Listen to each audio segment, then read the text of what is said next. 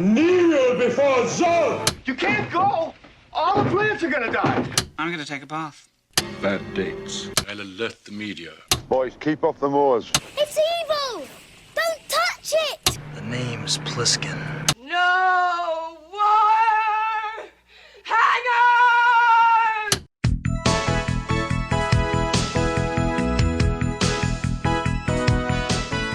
Welcome to Vintage Video, where we're rewatching the 80s so you don't have to. We'll be reviewing every major film release of the 1980s in chronological order, overanalyzing what you've seen and spoiling what you haven't. I'm Patrick O'Reilly. I'm Jesse Bayless. And I'm Richard Wells. And today we're discussing the Looney Looney Looney Bugs Bunny movie, released November 20th, 1981. It was written by John W. Dunn, David Detiege, and Friz Freleng, with stories by Dunn, Freleng, Warren Foster, and Ted Pierce, directed by Freleng, and released by Warner Brothers.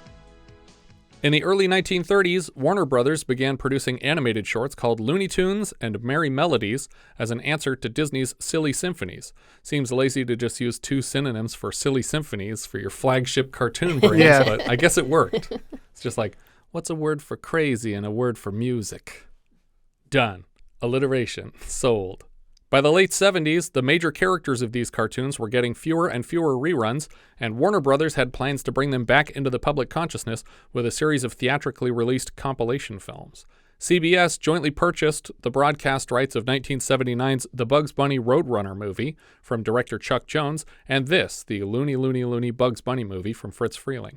The release of these films had the desired effect of reintroducing a new generation of kids to the Looney Tunes stable, and reruns of old animated shorts flooded CBS's Saturday morning TV schedule. I do recall, and I mean, I wasn't alive at 81, but I do recall having seen this movie before, and having experienced all of these shorts outside of this movie as well. So there was ample, often enough to see differences between exactly. The way they go in this There was tons of these shorts available. I don't even know how or when I watched them, but I mean I knew them well. I think it was just mixed into the Saturday morning lineups forever, and we watched a lot of that stuff growing up.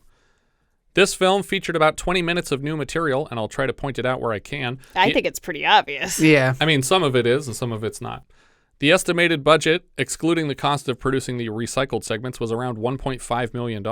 And our dumbest IMDb trivia for this episode, this motion picture has not been produced by David H. Detiege. Who's that? Put that on 100 different movies today.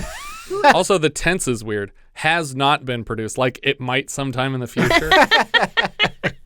David H. Detiege, American film. He's an American film producer.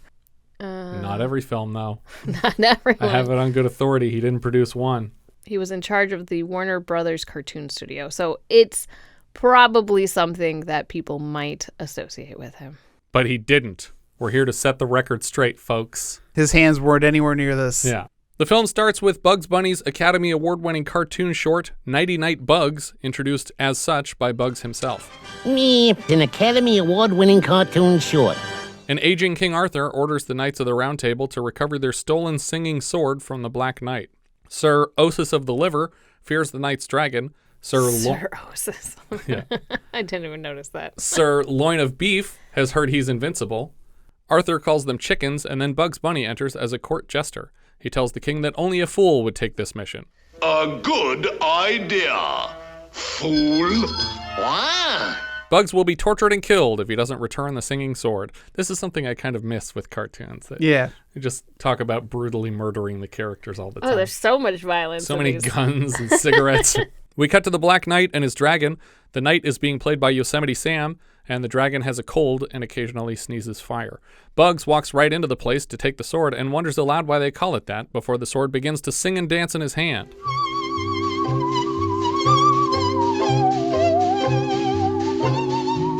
The singing wakes the Black Knight and the chase begins. The Black Knight rides his dragon after Bugs, and they catch up with him just outside the castle walls. But Bugs jumps into a rabbit hole to hide, and then returns to the knight's castle and pulls up the drawbridge. When the knight demands he lower it, he does so on the knight's head. Open that bridge, varmint! Open it, I say! Close it! Close it! Close it up again! The knight returns with a catapult, prepared to launch himself within the castle walls, but he just hits the castle wall and we see a stone punched in from the outside. I really like the stone punched in because it's not one of those frames of animation where you can tell that it's going to move. Right, it matches everything. Yeah. It just looks very Jenga-y, this block sliding out. Next, the knight tries climbing with a rope, and Bugs takes a mallet to the climbing knight as if he were playing croquet. He knocks the knight out of his armor down the rope. Later, when Bugs tries again to leave, the knight and dragon watch him from behind a rock, but a sneeze from the dragon lights the knight's butt on fire again. They chase him back into the castle, and Bugs traps them in an explosives cabinet where, of course, the dragon can't help but sneeze. And when he does, Bugs watches the castle's tower launched to the moon like a rocket. Nighty Night Bugs was produced and directed by Friz Freleng. He got an Oscar, and I got a carrot. Now we cut to the actual feature presentation, Freleng's Looney Looney Looney Bugs Bunny movie. We see the classic red Merry Melodies rings, and one by one, the Warner Brothers cartoon stable appear to recite their catchphrases before the next segment. What's up, Doc? You're despicable. Fluffer and succotash. Ooh, I thought I saw a putty cat. The name's Porky Pig. It's like, that's not your catchphrase. That's not, yeah. You just couldn't say that's all folks already. Yeah, because people will start leaving. Yeah, we don't want people to think this was a 7-minute theatrical release. The rings iris out to reveal a montage of slapstick and pratfalls from silent films, and Bugs explains how audiences flocked to these shows for years. Then, Warner Brothers began producing Merry Melodies, and the silent film stars felt the pressure. As Charlie Chaplin himself once said, how can we compete? These guys don't have to stop to take a breath. Bugs then transitions to introducing a specific character, the Wild West outlaw Yosemite Sam, who pushes through a pair of saloon doors with his trademark 6-shooters. I'm the hootin'est, tootin'est, shootin'est, bobtail wildcat in the West. As soon as he's done introducing himself, we cut to what looks like a reverse angle of a devil standing at a pulpit in hell looking down at the man. Well, hello there. And obviously, everything with this devil is original to Right. this film. And it looks much higher quality animation than a lot of the rest of it. I feel like because there were so few interstitials that they really put the work in on these characters. Well, I mean, I think that the reality is that, you know, something made in 1981 is just going to look different than these shorts, which were made in, you know, most of them in the 50s. Right, but they could have just tried to match that style, that animation style, and instead they went above and beyond. It looks higher frame rate. It looks like a more detailed character. Yeah. I wish they would have matched the style. Yeah. Flames eat through the scene to transition to a title card that reads Act 1, Satan's Waitin'. Which is pretty edgy. Yeah. For a kid's movie, just to flat out say, yeah, Satan, we're saying it. Yep. Also, Satan's Waitin' is a cartoon, but it's a cartoon about Sylvester constantly being sent to hell and going back up to catch Tweety. But so the only part of this that's borrowed from another film is just the title card.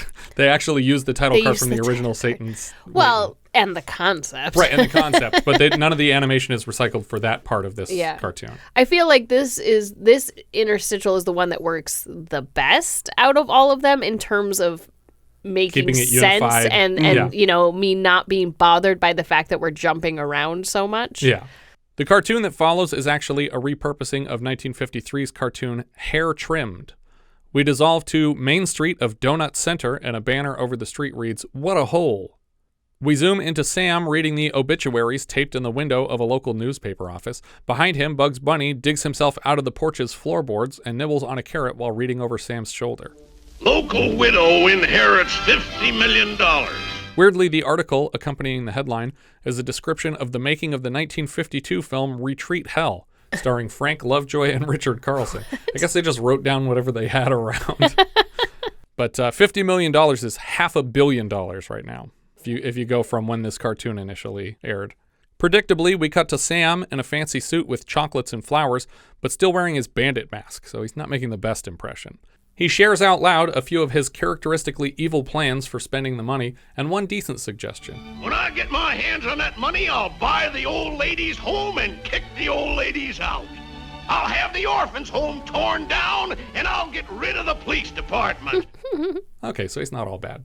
Bugs overhears the plot and plans to intervene. Inside the house, we see Granny sitting beside a raging fire with a firewood basket overflowing with bundles of cash labeled money to burn. She tosses a couple stacks on the fire before answering a knock at the door. I want you, baby! Sam chases her around the house and she seems into it. Land's sake, nothing like this has happened to me since the boys got back from Gettysburg. The Battle of Gettysburg took place in 1863, and this first aired 90 years later, so Granny is older than I realized. Another gentleman knocks at the door, and it's Bugs, dressed as a French gentleman seeking her hand. Sam is not happy to find competition. What is up, Monsieur Le Physician? You darn dude! Sam slaps him with a glove, and Bugs demands the Marquis of Queensberry rules, which is a collection of generally accepted rules in the sport of boxing.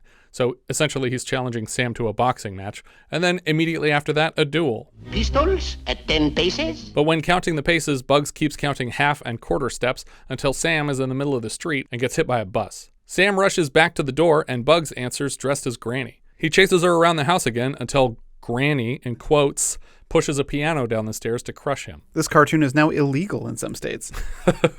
Granny finds the flattened outlaw and offers him coffee, and while she steps away to get it, Bugs returns in her place with the classic 1 lump or 2 bit. Make it 2. 2? Okay. 1, 2.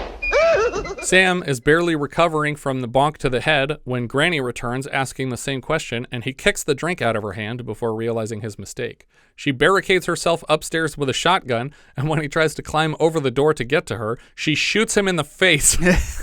Oh, cartoons. Bugs appears again as Granny and agrees to move in with Sam and elope. Sam stands in the yard as Bugs tosses heavy things down to him until the safe, which smashes Sam through the ground into hell. There, he meets the devil, who is impressed with his evil exploits. Sam makes a deal that he'll bring back another soul from Earth to take his place. Do you guys recall the last time that someone made a deal with the devil that they'd bring back another soul to take their place? Yeah, except it was 3. Uh-huh. It was the devil and Max Devil. That's right. This is also where you can really tell the difference between Mel Blanc's current, or at the time, 1980s voice versus his 1950s voice. Yeah. Mm-hmm. Is he still, he did both in... Yeah. Yeah, okay. It's just scratchier. Yeah. Mm. Sam is sent back to ancient Roman times, but somehow knows that Bugs will still be here too. Now we transition to another Freleng short, which debuted in 1955, originally entitled Roman Legionnaire. Oh, actually, when you're talking about the voice here, this moment where he's first talking to the devil and he's all nervous, yeah, he sounds more like Bugs than he ever does normally, because he does both voices. Right, he does so many of them. But in in this particular case, he sounds a lot like Bugs Bunny. Yeah. A title tells us it's now 54 AD, so we won't have that pesky Jesus interrupting the story. A billboard reads, "Another Appian freeway for your safety. Slow chariots keep right." Sam leads the Roman legion in a parade, and their marching draws Bugs out of his hole. They chase him into the Colosseum, but he hides next to the entrance and trips them all. Sam follows him on a chariot, but it goes way too fast and races past the rabbit. Bugs hides in the corridors under the Colosseum, past all the lion cages. Sam is annoyed by one of the big cats growling and clubs it over the head, at which point Bugs cranks open the lion's cage. How many times do I have to tell you to shut up? Sam barely escapes through a door and locks it behind him, but the lion drags him back under the door to attack. Bugs finds another room to hide in, and it's full of sleeping lions. Sam tiptoes through the room behind him, and just as Bugs climbs a ladder to escape through a hole in the ceiling against the opposite wall, he drops an alarm clock into the room with Sam and the sleeping lions. Eventually, Sam escapes through the same hole and finds Bug waiting across a pit full of lions and employs stilts to cross the pit. Bugs tosses the cat's hammers and saws, and Sam starts running back to his side as the stilts get shorter and shorter. Bugs is loosed into the center of the Colosseum, and a crowd of lions race past him, over the wall, and chase down Sam so that he has to jump off a cliff to escape them and lands back in hell. And this last section of the thing where he's jumping off a cliff is the fresh animation for this one because they have to send him back to the devil. He begs the devil for a second chance and is granted one. Sam finds himself atop a camel in a Middle Eastern desert, and now we're in the 1955 short Sahara Hare. Sam finds Bugs' footprints in the dirt and tries to follow, but he can't control his camel very well. Bugs is bathing in an oasis and then drives his hands on Sam's keffiyeh. Sam introduces himself as Riff Raff Sam this time, and Bugs runs away, but Sam's camel is again uncooperative. Bugs finds an abandoned car in the desert. Boy, what a break! But when he can't get it to start, the whole thing just fades away around him. What a spot to pick for a mirage. Bugs runs to a castle in the desert and slams the door in Sam's face. He sees a sign that reads, "For rent or lease, call Morocco 4131. Sam knocks on the door, and Bugs throws it open hard to flatten him again. Sam tries to catapult over the walls and crashes face first into a Merlin on the battlement. Yeah, a lot of these things are Reuses the same joke. Next, he charges the gate with an elephant, so Bugs sends a wind-up mouse under it, and the elephant uses Sam to try and smash the mouse. Bugs installs a long series of doors to keep Sam out, and he opens them all one at a time. The last door is connected to an explosive device, and Bugs walks away from the castle to watch from afar. I wonder if he's stubborn enough to open all those doors. Sam lands back in hell and then jumps right into an elevator to return to Earth. That elevator only goes one way. Down. Sam jumps up the elevator shaft with his butt on fire, and then the devil zaps him to the Wild West, where Sam belongs. This is the 1959 short, Wild and Woolly Hair, and we see the same clip from earlier of Sam kicking through the saloon doors, but this time he's interrupted. I'm the fastest gun north, south, east, and west of the Pecos. I'm the... Yeah, shut up! Bugs is a cowboy at the bar with a cigarette in his mouth, and Sam starts shouting in his face until Bugs pushes him back. When cartoons could smoke. Yeah. This is also a widely memed scene of Bugs at the bar counter. Yeah. Stranger, you just yupped yourself into a hole in the head. You've been eating onions. And you're gonna be eating lead. Bugs announces an impressive trick shot, bouncing a bullet all over town and then parting Sam's hair, after which he seems to fail the challenge. Ha! You missed. Wait. Until Sam's hat falls off his head in two halves. Sam throws a can in the air and shoots it 6 times before it hits the ground, and then Bugs tosses the same can in the air and shoots corks to plug all the holes. They prepare for another duel, but Bugs follows Sam in the wrong direction, so when Sam turns to try and shoot his guns early, he's already past Bugs before he pulls the trigger. His arms are on both sides of the rabbit. And then he kisses him. Yeah. Bugs stays close enough that Sam can't hit him. They part ways, and Sam starts shooting all over until he realizes the train is coming through town, and he has to rob it. Bugs rides along to protect the train. Suddenly, he's the engineer, and Sam keeps crashing his horse, first into a post beside the track, then into a wall with a tunnel for the train, and then off a cliff into a canyon. He swims to the other side and starts a second train to crash head-on into Bugs' train, but Bugs pulls a lever for his train to extend above the tracks and clear Sam's, and then Sam's train goes flying off a cliff in the opposite direction, sending him back to hell. But the wheels of Bugs' train stay on the tracks, so they should still have collided. Right. They don't. Also, those other things should have killed Sam. But oh, yeah. but those didn't. other things that happened. When that granny shot him in the face with a shotgun. Well, what I was trying to work out the physics of, and I think it would have been a fun gag, when he's riding a horse and he somehow he crashes into a post, but the horse doesn't? Yeah. What does that mean? What were you doing? Leaning way off the side of it? He gets hereditaried. Yeah. I watched that movie. The devil offers Sam another shot, but he doesn't take it, instead donning his own devil suit down here. Now we cut to Act 2, The Unmentionables, with a Department of Justice seal in the background. In another montage of old black and white films, Bugs explains that the rising popularity of gangster films led to a similar evolution in cartoons. Then we cut to a cartoon which was originally called The Unmentionables in 1963, a parody of the popular series The Untouchables. The cartoon version is centered on Bugs Bunny as Elliot Ness' parody, Elegant Mess. He's assigned by the Justice Department to investigate a crime syndicate, but he's quickly taken hostage. Gangsters Rocky and Mugsy outfit Mess with some concrete shoes and then toss him off a pier. Bugs escapes by breathing through a pipe and hopping out of the water. We cut to the mob hideout Rocky's for Rocky's own birthday party, and we're introduced to a collection of fun gangster parodies. Among those attending were Jack Legs Rhinestone, Babyface Half Nelson, Pizza Puss Lasagna, Pistol Nose Pringle, and Teeth Malloy. Bugs pops out of Rocky's birthday cake dressed as a flapper girl, and then dances a bit as Rocky approaches. Bugs kicks him while dancing until Rocky loses his patience and starts shooting everywhere. This is one that I quote a lot because the stop the music. Stop the music. As soon as he said it the first time, I was like, oh yeah, he's going to keep saying this. This is real familiar. I like you. Stop the music. Stop the music. They run to a dark warehouse. When they flip on the lights, Bugs has a gun on Rocky and shoots him. They turn off the lights again, and everybody trades places so that Bugs can shoot Rocky again. The factory and the warehouse whirs to life, and Rocky and Bugsy are sent down a chute into a mixer and then packed into cereal boxes.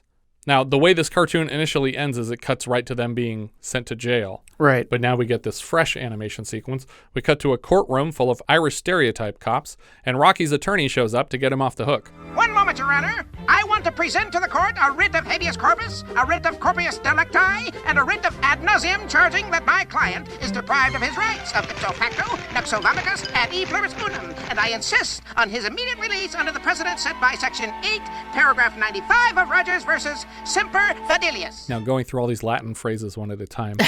Habeas corpus is the right to a trial, which Rocky might be denied by not being here in the courtroom. Yeah. Corpus delicti means that there needs to be sufficient evidence of a crime presented, so that could be a problem too. Ad nauseum just means that something's been repeated enough to be an annoyance. Ipso facto means therefore. Epsolomicus, I have no idea what that means. I'm pretty sure that's nonsense, because I tried each individual word, words that sound like it. Epsolomicus, no idea. E pluribus unum is out of many one. That's the U.S. motto. And Semper Fidelis, or Fidelis, always loyal, is also a famous John Philip Sousa march, the official march of the U.S. Marines, hence Semper Fi. The judge dismisses the case because he doesn't want to translate any of it. Now, I don't know if they were making this reference here, because the judge is Judge Hugo Straight. And I don't know if that's a Hugo Strange reference. Maybe. Because Hugo Strange did exist in the Batman universe at this time. Maybe. Later, we see Rocky robbing spiffany jewels, and we switch to a story about Porky Pig discovering he has a chicken that can lay golden eggs. Originally a 1950 short entitled Golden Yeggs. Get it? Because that's not the word eggs. If you just put a Y in front of it, equals comedy. I didn't really understand this transition at all. Yeah, I didn't either. And especially at first because it's like, oh, they're robbing a store. Now Porky has a duck that can lay an egg. And then the gangsters come back into it. But I was like, that's the laziest transition so far before that happened. Porky tries to figure out which bird laid this egg. Who's responsible? Who's responsible? Who did this? The duck that did it is too smart to admit it. I know who it was. It was me. But I'm no fool. I know what happened to the goose that laid the golden egg. He points out Daffy Duck as the culprit. But he indicates that they killed it. Isn't that how the story goes, though? Why would you kill it? Because people fight over it. Oh. The same reason that lottery winners get killed very often. He points out Daffy Duck as the culprit, and Rocky reads the story in Life magazine about the duck that lays the golden eggs. Oh, when he points out Daffy takes a moment and looks down between his legs and then looks back up. Yeah. Bugs reads the same article and predicts that Rocky will make a move for it. The mob steals the duck from Porky and bring it back to an apartment in the city and demand golden eggs at gunpoint. Daffy demands the proper conditions, and they build him a whole vacation home. About that egg. Oh, yeah, the egg. A little later on, possibly. I'm not in the mood right now. The gangsters shoot Daffy and take him back to the little apartment. They give him 5 minutes to lay the golden egg, and he asks for some privacy. He tries to leave and somehow uses a key and walks out the back door before realizing it isn't a door, but Mugsy filling the doorframe and holding a doorknob where the doorknob would be. On the other side, he finds Rocky. 4 minutes. He jumps down a laundry chute, and a butler returns with the duck pressed and folded. Your laundry, sir. 3 minutes. Daffy climbs out the window on a bedsheet, and at the bottom of the sheet, Rocky holds a sign that says 1 minute. At the last second, he finally actually tries and manages to lay one egg when Rocky shoots him in the face. They make him lay more eggs and fill hundreds of cartons until Mess bursts in to save him. Now, the part with Mess coming in here at the end is new to the cartoon, because normally Bugs Bunny is not a part of this one. This is just supposed to be the gangsters took the duck that lays the eggs, and he doesn't actually lay hundreds of them at the end. Is there anything we can get for you, old chap? Yes, get me a proctologist right away. I don't think that's how eggs work. A headline announces that Rocky avoided charges again, and then that a $1 million canary has been stolen. Bugs swears in Sylvester as a special deputy to help find Tweety, and we cut to a 1953 short called Catty Cornered. We see the mob playing cards with Tweety and a cage beside them. Sylvester sees the cage through a window from outside and climbs up to it. Hey, boss, I thought I saw a putty tat. You did see a putty tat. They put a banana peel out on the ledge, and Sylvester slips and falls into the trash below. Coming back up the stairs, Sylvester and Tweety find each other, and Sylvester offers his mouth to hide in. Then he hides Tweety in a little tin can on the floor as the gangsters approach. They torture him for information until Tweety starts walking around under the can.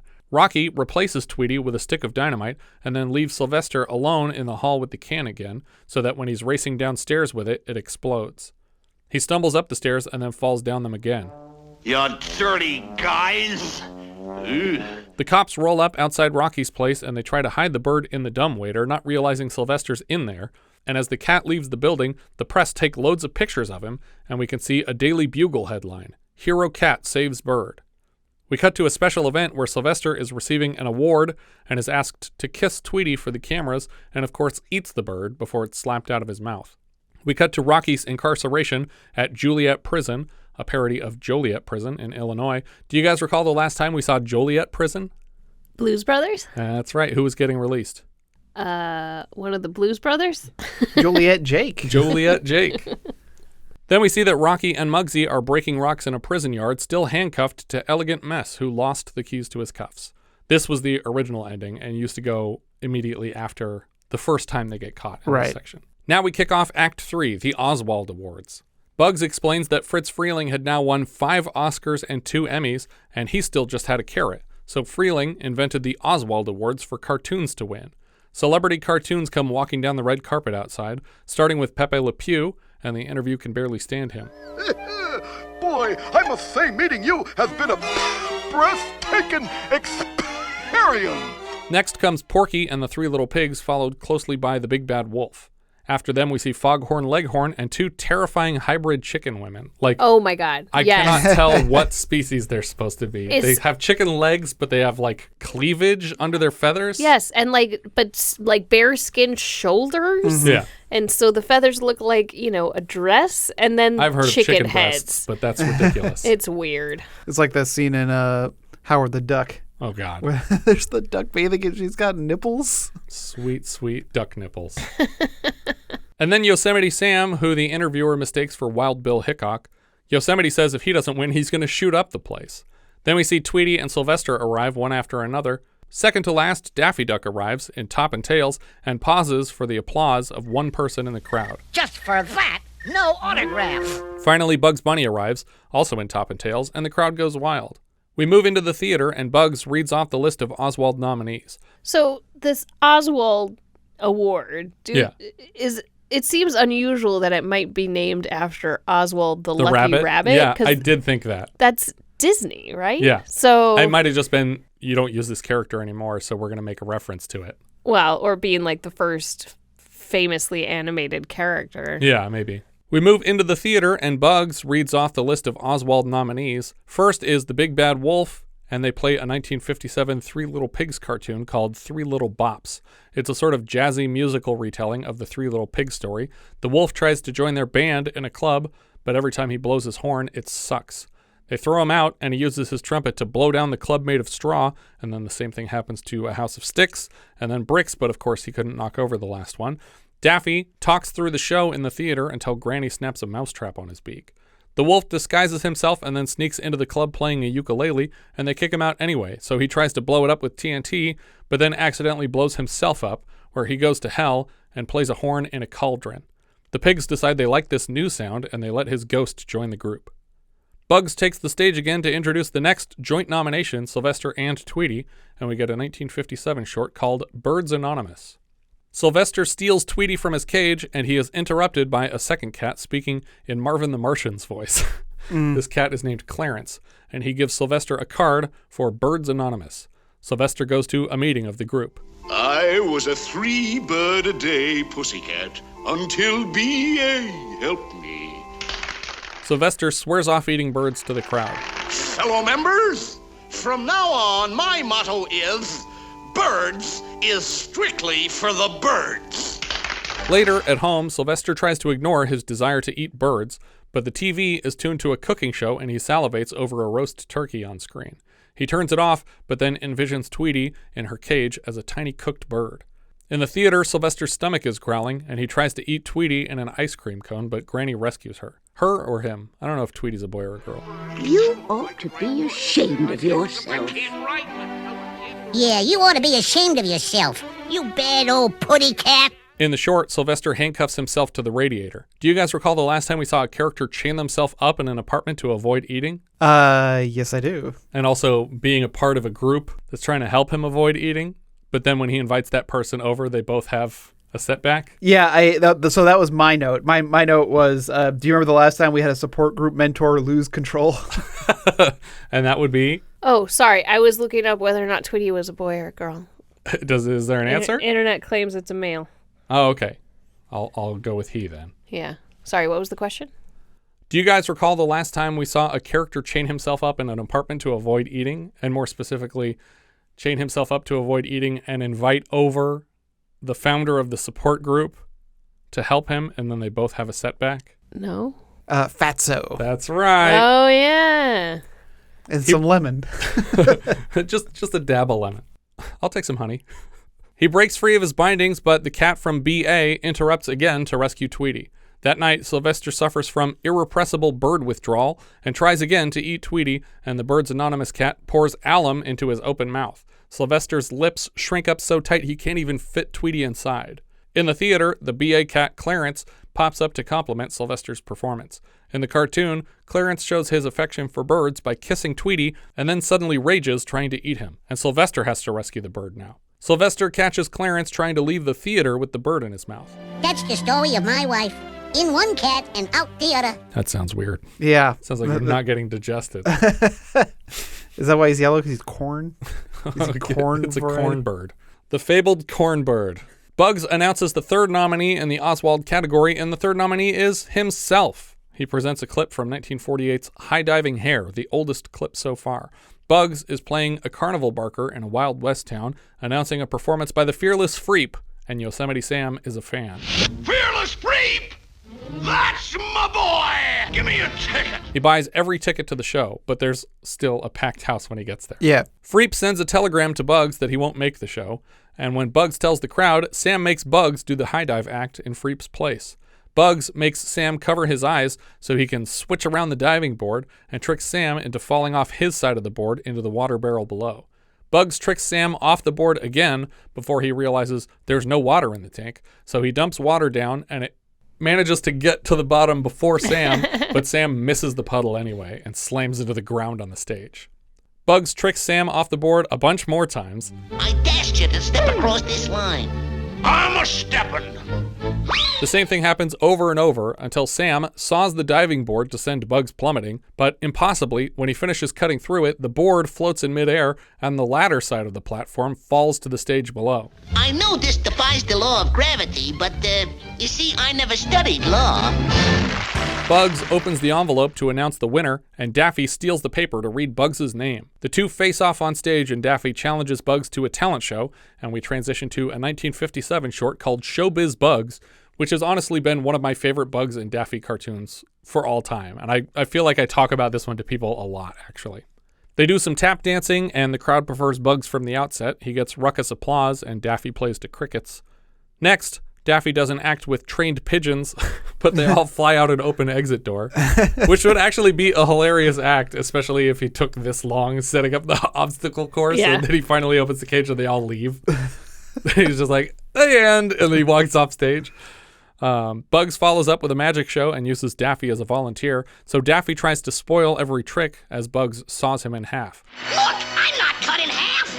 Stop applauding. It's a fake. But he notices as he's like gesticulating that his top half is just bouncing on his bottom half, and he's like, oh, I am cut in half. Whoops. It's a good thing I got Blue Cross. Next, we get the classic bit where a specific key of a xylophone is triggered to explode, and Bugs plays the song Endearing Young Charms wrong to avoid the note until Daffy can't stand it.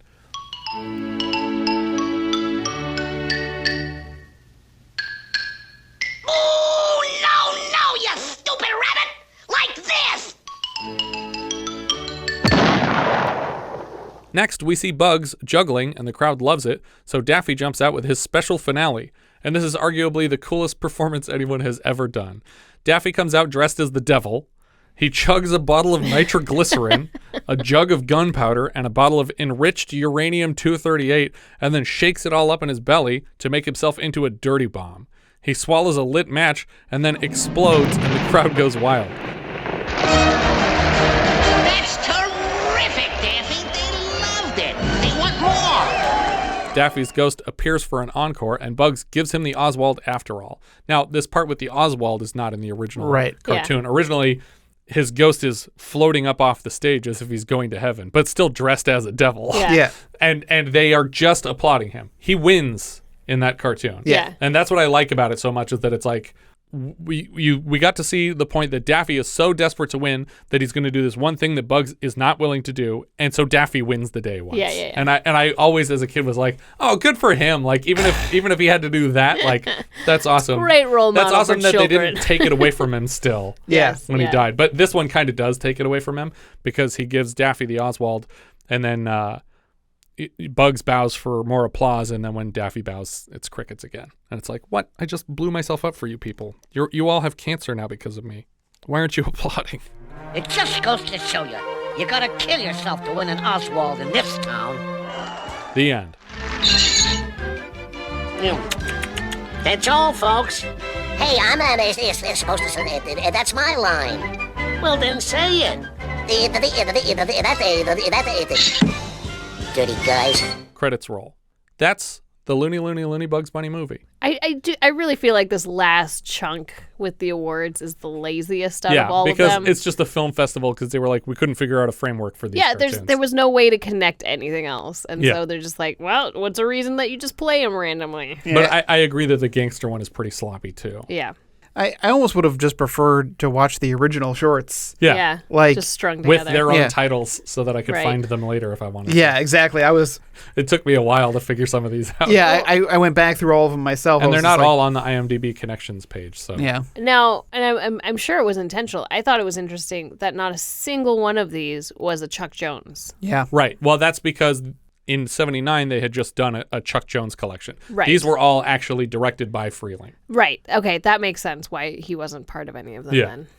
But being, the originator of Bugs Bunny, you'd think he would have been part of some of these. Well, I think they just wanted to be able to, because they had already done their Chuck Jones one, and it did really well, that they wanted to celebrate this other guy who had sort of taken up the mantle of the character.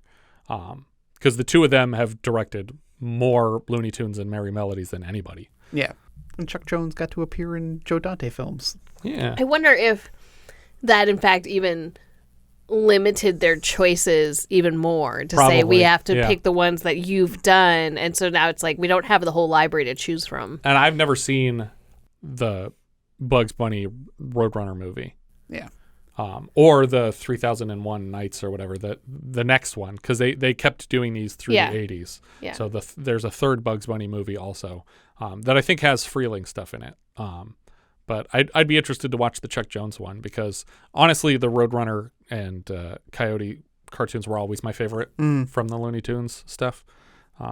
Well, growing up, obviously, we had mentioned that we watched a lot of these. Just somehow we absorbed them through whatever medium we. I had a couple of video cassettes that were part of a collection. Yeah. They were like these bright yellow boxes. Oh, we had those too. Yeah, but they were Pretty all. sure, yeah. These were all weird shorts though, because they were all licensed by this other company whose name is escaping me for a while. I think you mentioned this when we did our Jazz Singer review, because it had the Owl Jolson cartoon. Correct. Yeah. And I like to sing. Yeah. About the moon and the June and the spring. Yeah, they licensed a bunch of cartoons to this other company, and they somehow lost the renewal rights on all these. So they were just like, box set. Yeah, well, yeah, they went into public domain, but some of the shorts were like very racially insensitive. Yeah. But those were things I watched like on repeat. Yeah. Because I had them on tape, so I could just pop the tape in anytime. But I'm trying to think of what channel or where they aired, but I remember watching them all the time. I think it was on Fox a lot. I know so many of these so well that I either had tapes of them or they must have aired on television all the time. Well, Warner Brothers definitely had a deal with Fox, right? Because Fox Animation did the Animaniacs. Yeah. They were in the Warner Brothers and Tiny Toons. Yeah. So I think it must have just been mixed in with that collection on Saturday mornings. And so when I watched those other shows, then when they had like an open hour, they would just play assorted. Or maybe Cartoon Network didn't really play Warner Brothers. I didn't have Cartoon Network. Yeah, so it couldn't have been that. It had to be on one of the main channels. I'm guessing it was Fox Animation Saturday morning stuff. Yeah, because Warner Brothers didn't have their own channel until much later. And we would put that shit on at like 5 o'clock in the morning and watch it until past noon because my parents were like, I'm sleeping till 1 today. I love a lot of these old, Merry Melodies shows, but like I feel like these were truncated and then strung together in weird ways. So I feel like I have really mixed feelings about this in general because I love the source material. Yeah. But I'm not a huge fan of how they made it into a movie. Yeah. So I'm terribly torn about it. And I also feel like obviously Freleng is great, but his are the lesser cartoons compared to the Chuck Jones stuff. For sure.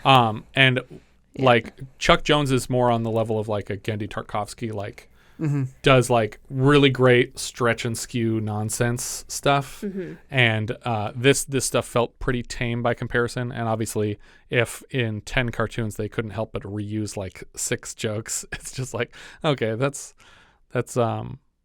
a little bit inexcusable. And I get that you made a bunch of money with only spending $1.5 million.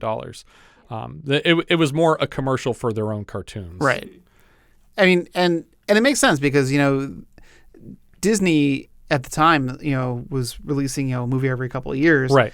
And they were already starting to do that, like, oh, it's out of the vault. We're putting it back in theaters for a special run. Yeah, and Warner Brothers was like, well, we got all this stuff already. Yeah. So it's like our stuff just isn't long form, so we'll just have to make a compilation film. But not make it a compilation film. I mean, it kind of is and it kind of isn't. Yeah. What are we thinking? Thumbs up, thumbs down? Oh, I'll give it a thumbs up because the source material is just too good. Yeah, I think I will too. Yeah, I'll give it a thumbs up. I much rather watch like a collection of the shorts though. You know what I would like to see is Genndy Tartakovsky do a Coyote Roadrunner, like full CG Coyote Roadrunner. You remember that test footage they did of a Coyote Roadrunner 3D? Yes, it was good. It was really nice looking. Was that a short that played in front of something? Or was it just test footage? I don't know. I just remember it looked really good. It reminds me of Genndy's Popeye stuff. Yes, the Sony. Popeye stuff. I am so sad that the Popeye thing didn't happen. See, and I remember watching a Sylvester and Tweety short that was CG. And that was fairly recently. And I think it was the one I thought I saw a putty tat staring out at me. Like it was whatever short has that song. So they just reanimated with the same audio? He's reanimated with the same audio, but it's in modern times. And they added some new gags, and some of them were really funny. Huh. Like Sylvester falls out the window, lands, and a car runs him over, and it goes boom, boom, boom. Like it's like that's great. A little bit higher quality audio clips than usual. Yeah, it was a really funny little short. I'll have to look that one up. I don't know that one. It's like they were trying to copy the style of Roger Rabbit. Like that's what I was thinking. The opening Roger Rabbit cartoon. Yeah, I was gonna just say, who directed that What's Cooking short? Was that? I mean, I know in the movie they say it was like Raoul something. Yeah. But yeah, I mean, I don't know who did the actual animation. Because they did those shorts in front of a bunch of movies. There's like 3 full-length Roger Rabbit shorts that played in front of movies. What did we think Letterboxd for this one? So, again, I felt really torn about where to put this movie. I didn't, because I just like it. Just go with your heart. I put it at 52. Because I'd watch it again. Yeah. But it's not my favorite thing because of the way they've strung it together. Yeah. It's below the Monster Club, but above Heavy Metal. Oh, interesting. Richard. I have it much lower. I have it at 92, which puts it under the rainbow. Under the rainbow, but above Going Ape. I have it in 126. Oh, you guys are harsh. I liked it. I like my 125.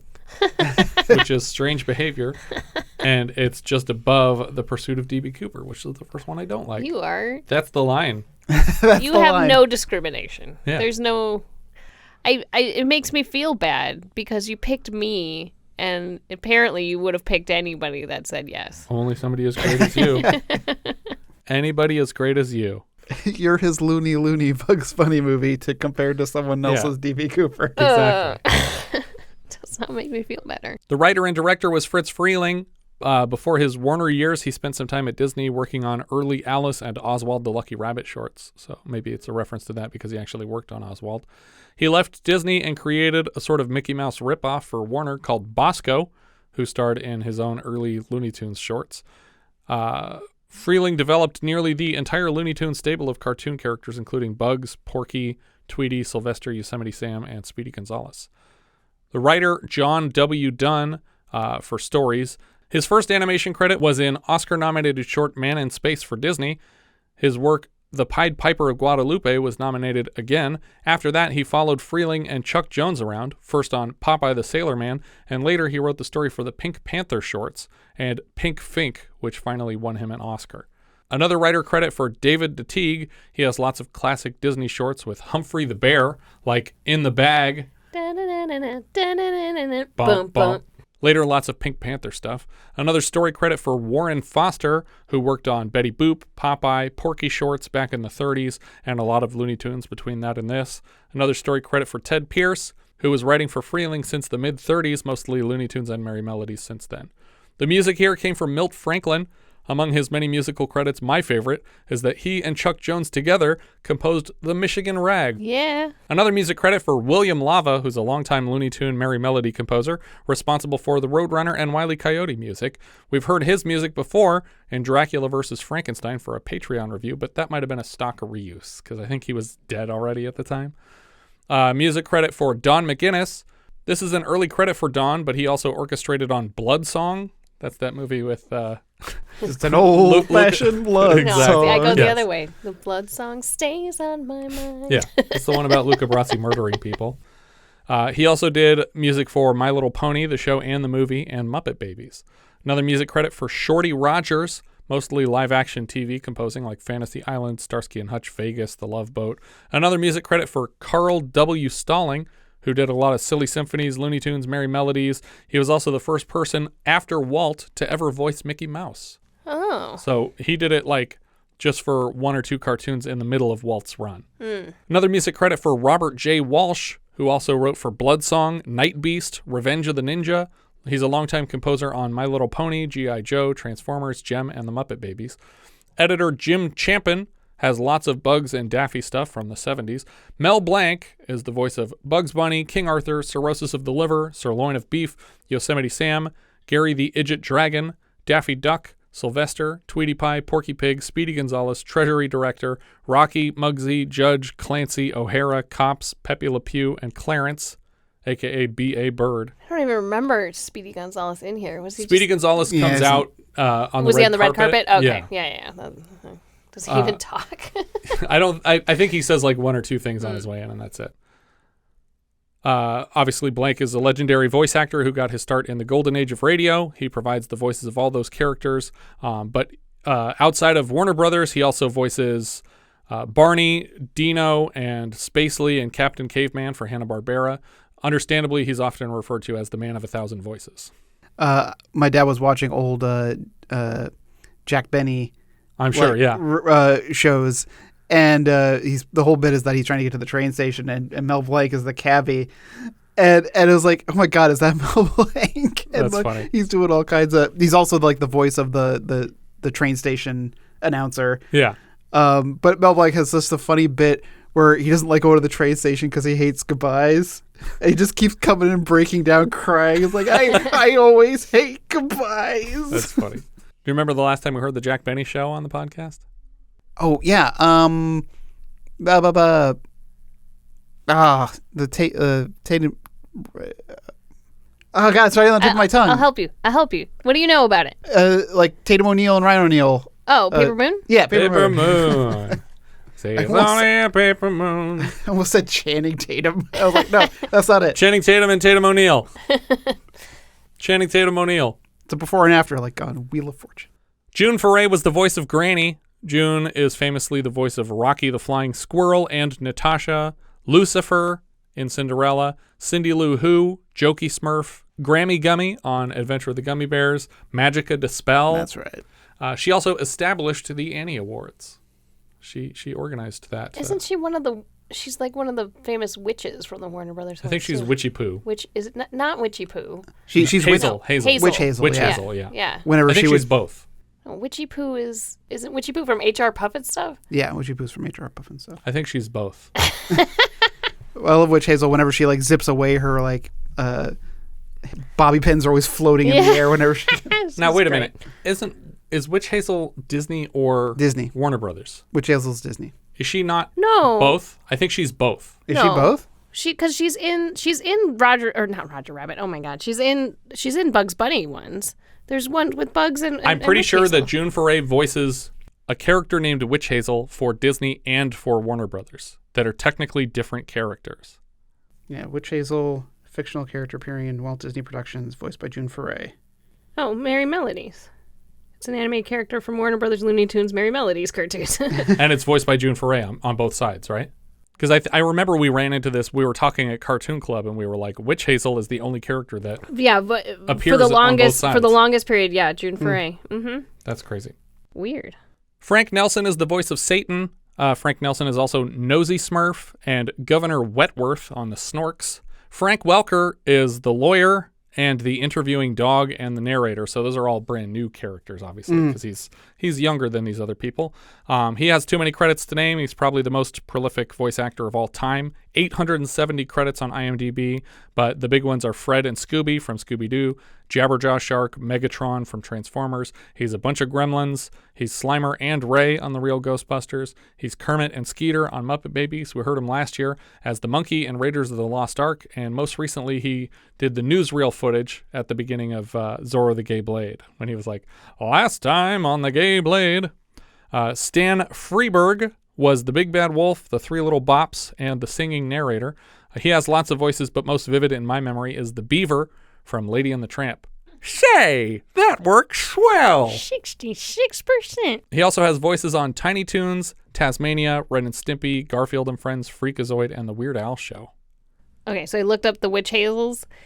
Yes, both are voiced by her. They're designed differently. They don't look the same. Right, but it's just interesting that June Foray voiced Witch Hazel for both studios. Well, she's just got a witchy voice. But Witch Hazel is such a seemingly random name to me. Maybe it was at the time that was like a normal thing that you would. I mean, Witch Hazel is a thing. It's a outside of it being, like I think it's a very logical name to name a cartoon character Witch Hazel because it's a thing outside of. Fine, I'm stupid. You are stupid. I'm dumb. It is unusual though. Ralph James was the narrator of the Unmentionables section in archive footage, so he's one of the original voices, and he also voiced Dr. Doom in the early 80s Spider-Man series. I think that's everything for the Looney Looney Looney Bugs Bunny movie. If you have any thoughts you'd like to share, you can find all our socials at linktree/vintagevideopod. What's that sound? We got one! That's right, it's a new patron, Dayton. As a $5 patron of the show, Dayton now has access to 42 full-size 70s reviews and 40 minisodes, and a hand in choosing each month's film. Thank you so much for your contribution to the show. Thank you so much for listening. I hope you'll join us next time when we'll be discussing They All Laughed, which IMDb describes like so: a madcap private eye caper about a team of detectives who are following and being followed by a group of beautiful women. We leave you now with the trailer for They All Laughed. Please, my husband has me followed. Yeah, I know. I'm following you.